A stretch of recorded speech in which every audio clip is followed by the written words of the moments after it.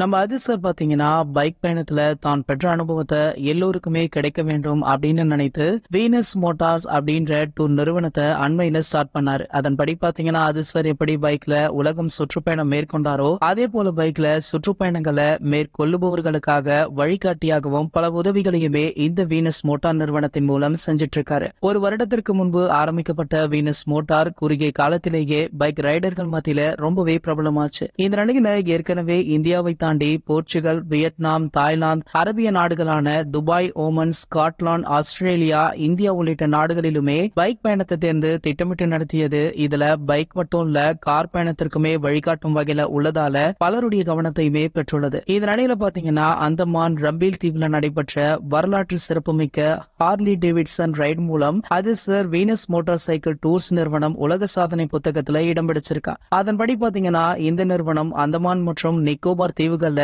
இதுவரைக்குமே இல்லாத மிகப்பெரிய Harley Davidson motor right ஏற்பாடு செய்ததற்காக மதிப்புமிக்க உலக சாதனை புத்தகத்துல இடம்பெற்றதாக தற்போது தகவலுமே வெளியாகி இருக்கு. சோ இந்த சாதனை தல அஜித் அவர்கள் படைத்ததால ரசிகர்கள் மட்டும் இல்ல பல பிரபலங்களுமே அவருக்கு வாழ்த்துக்களை தெரிவிக்க விட்டுட்டும் இருக்காங்க. நீங்களும் விஷ் பண்ணணும் அப்படின்னா கமெண்ட் செக்ஷன்ல கமெண்ட் பண்ணிட்டு நம்மளுடைய அஜித் டாக்கீஸ் அப்படின்ற நம்ம சேனலை சப்ஸ்கிரைப் பண்ணிக்கோங்க.